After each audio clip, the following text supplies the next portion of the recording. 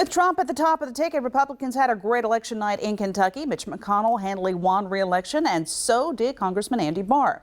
There are still a few races, though, hanging in the balance, but the GOP is set to hold at least 70 of 100 state seats heading into the next session and maintain a supermajority in the Senate. LAX 18's Conroy DeLuge has more on what these numbers mean in Frankfort and the expanding urban-rural divide.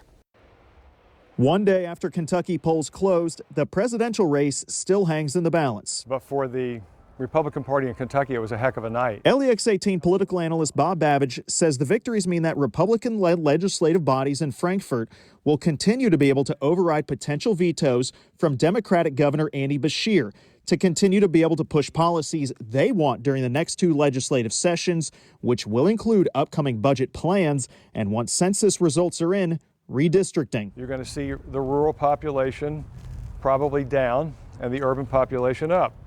That means the eastern districts have to move in toward the center a little bit more to pick up some population.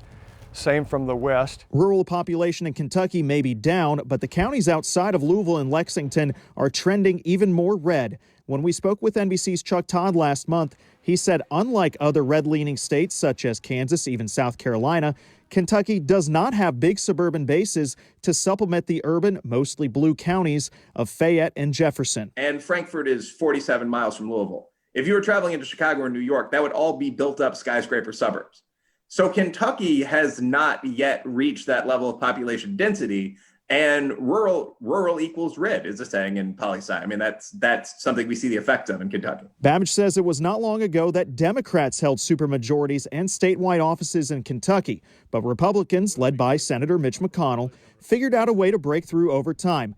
For current Kentucky Democrats, Babbage says any plan means rebuilding a bridge from urban to rural. How do we bring back deep eastern Kentucky, Harlan and Bell counties economically and preserve the economic vitality of the triangle here in the state and Bowling Green and Owensboro and a few other places?